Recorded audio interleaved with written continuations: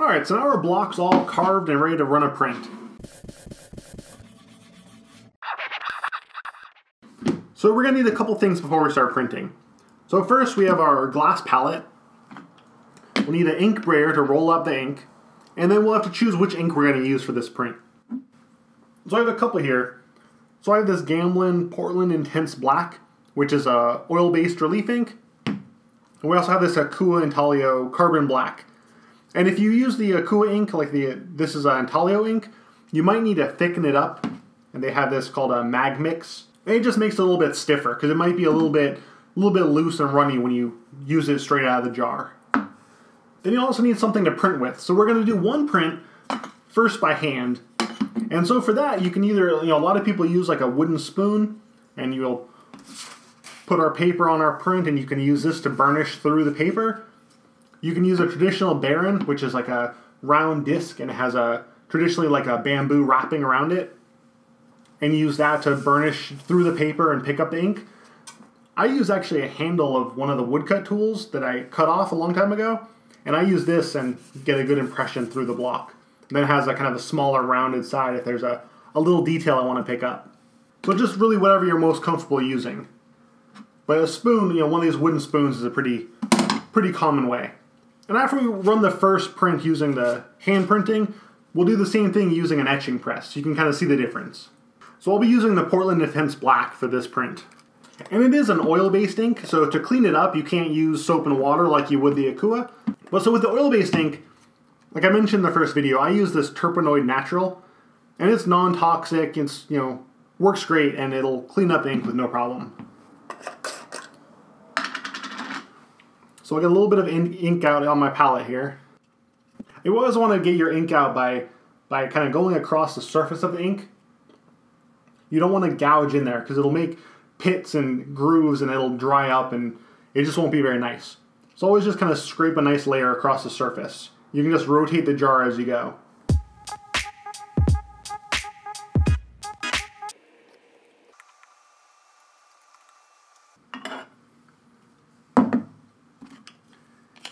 Then we'll just use our small brayer here and just roll out a little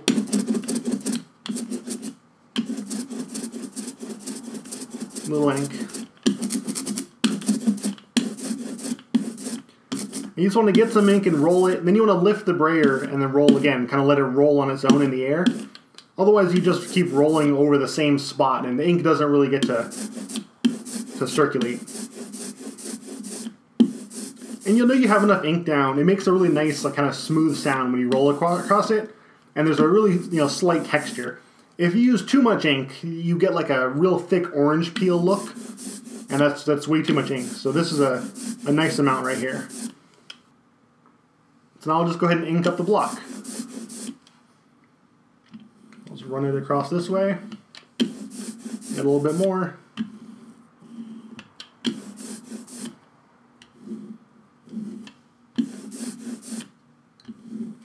And every block will kind of treat ink differently as you ink it up.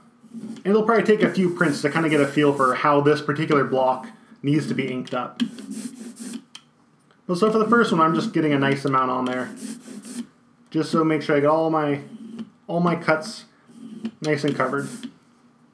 So now I have our block here all inked up and ready to go. And with these inks, with the oil-based ink for sure, and then also the Akua ink, it doesn't dry, like it won't dry out on your palette while you're working on it. Like if you were using some kind of paint or something, it would dry really quick. So you have some time when it's inked to do what you have to do. So a couple videos ago, we made this registration jig, and so we're going to go ahead and use this to print our image. And you could just leave it loose like this, but I'm just going to add a couple pieces of tape just to secure it down, just so it's one less thing to kind of worry about when we're doing this. There we go. So it's really pretty simple. So you just, for this setup that we have here, we have 2 inches on both sides, so it doesn't matter which way I go with the block.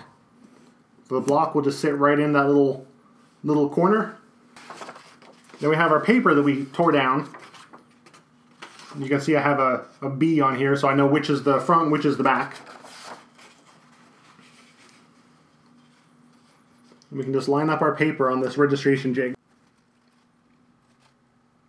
Once you have it lined up on your marks, You lay it across your block. And at this point, once it's on your block, you want to make sure not to move the paper. So I always try to keep one hand on it at all times. So if I'm working on this side, I keep this hand. If I'm working over here, I'll keep this hand. And now you can use whatever you're going to use to print and start burnishing your image. And I find small circles works best. If you're using a spoon, you might have better luck if you're using a different pattern. Just a little trial and error to find out what works best for you. And on this paper, you can see actually the image starting to show through the back because it's pretty thin. If you were using a really thin paper, you might need like a backing sheet, so when you're burnishing, you don't damage the actual paper. But this BFK is pretty hardy paper, so you can put some pressure on it. And as I burnish, I can see the image showing through, so I can tell if I've gotten all the areas. And once you get a good section, you can feel it really kind of stick to the block. I'll come over to this side, work to get this area done. And there's like a flat area of black in the center here. So you want to make sure you really get those areas good when you're burnishing. Because large flats are kind of a little bit more difficult to burnish in. And once you think you have a pretty good burnishing job done, you have it all printed, you can just peel up a side and just kind of see how it's looking. And keeping one hand down to so you can lay it back down. So I can see in the middle of that black area, I could use a little bit more. So I'll just gently lay it back down. Maybe I'll use this smaller end here and kind of work the details in. Yeah, so that's a little bit more smooth now. I'll check this side. It's looking pretty good. I missed a little bit on this corner. All right. So I think we're pretty good. So we can just peel up our paper.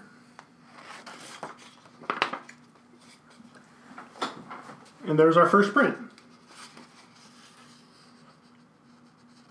And the only thing I can see that's kind of an issue is over here on this edge. So when I burnished, it must have been when I inked up the block. Oh, actually, it's over here. I'm sorry. See, it's flipped. So when I inked up the block, there's a small ridge of ink here, and I didn't cut that quite low enough, and so it picked up on the paper. And so there's ways to get rid of that on the paper after it's all dry that I can deal with. But for the next prints, I'll just go ahead and carve that away now, so that way it's not an issue. But overall, I'm pretty happy with how the print turned out. Now there's one more thing I want to do before we go ahead and print this on the press. So we have another block here, and we're gonna, after this video, we're gonna do a second block on here of some of these plants in here. We're gonna use a different block to do a different color. And so before we can start carving on this block, we need to know kind of where the image is gonna be. So we're gonna transfer this image onto this block. And so we have our print that we just made, but this is a mirror image of the block. So, we can't just lay it down and trace it or anything like that because it has to be flipped. And we can't use our original drawing that we traced because it's going to be different now that we've carved it, so that doesn't work. So there's a really easy way to transfer this image onto this block. So first we need to just ink up this block one more time. And I want to ink it up a little bit heavier than normal. That should be good. So now we'll put this in our registration jig. And we're going to take a blank piece of just white printer paper, just regular old paper. And we'll just lay it across our block, like this. I'm just going to tape it down to my registration jig. That way this paper can't move. We can peel it up, and when we let it go, it'll go right back down. Now I'm going to burnish this image into the paper, just like we did before. And what I really care about the most is the plants. Since that's what the second block is going to be, we're going to do maybe some green or something for these the succulents. So I want to make sure I get those transferred really well onto this paper. Okay, that should be good. So now we can peel this up. But so this is secure on the block. We can move that block out of the way and slide this one right back in the exact same location. Since the paper is locked and this fits in here, we can just lay this back down on this block and then just burnish it down again. And you have to put some pressure down to get the ink off the paper and onto here. But since it's a big flat surface, it's actually a little bit easier. That's probably good. So now let's have a look how that's going. That's pretty good. Maybe a little bit more up here. Using a small end like this will make a pretty strong marking here. So you can end up with a kind of a pattern across your print if you do the whole print like this. But I use it just for kind of detail work like this, where I really want to apply pressure in one small spot. Okay, I think that's good. Yeah, I think that should work. Maybe. So what we've done is transfer this image onto that block. So now we have two blocks.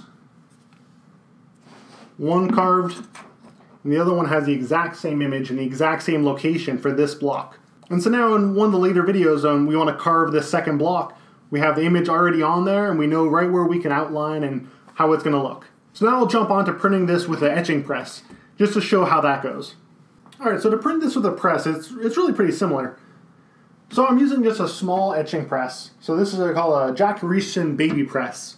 And it's only like 12 or 13 inches wide.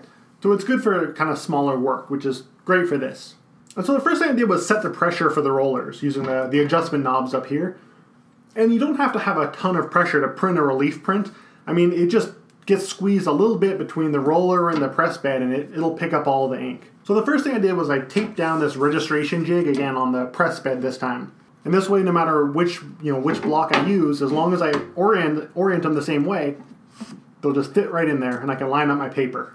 Now for this print, I don't want to use a nice piece of paper because I'm going to be doing multiple blocks. So I want to save those nice sheets for when we do that. So I'm just going to use another piece of this plain printer paper. And then another thing about this press in particular, which might not affect your press, is I end up using one of these cutting mats, like the self-healing cutting mat, because the roller on this press has thousands of tiny little grooves when it was machined. So if I just run it directly against the roller, those small grooves mark the back of the paper, and it just doesn't look very good. So by using a cutting mat like this, it helps even out the pressure from those tiny little grooves, and I get a really nice clean print. Oh, also before I forget, the last technique we did where we transferred the block from one to another, that's called a counterproof. I don't know if I mentioned that, but okay, moving on. So normally when you print a relief block on an etching press like this, there's a big gap between the roller and the press bed. So a lot of times people use, a block of wood the same height, or, close to the same height as your block you're printing, so it doesn't slide around. I don't really have that issue with this press. Maybe it's because I use the cutting mat, but just there's lots of different ways to print a woodcut on, or a lino-cut on an etching press. Alright, so I can line up my paper.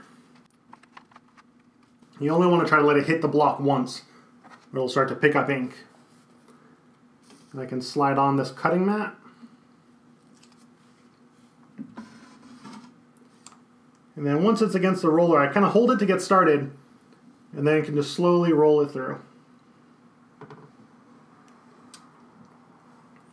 I usually only go through one way, because if you then back up, sometimes the paper can slide, and you'll get kind of a double image. But sometimes I've done it and had no issues, so. Then we can peel off our paper. And there's our print. You can see down here, maybe I should have had a little bit more pressure, or maybe I didn't ink it quite enough in this corner. But when we do it on a real paper, I think it'll work out good, because the printer paper doesn't really pick up ink as well as the nice printmaking paper. So I think that's it for printing the blocks. In the next video, we'll go ahead and carve the second block for these plants and give that a print. And I'll see you in the next video. Thanks! Thanks for watching! To keep up with the videos when they're posted, make sure to subscribe to the channel. And if you want to help support this channel, you can check out the Diode Press Patreon page, where I post behind the scenes photos as well as other patron rewards. Thanks!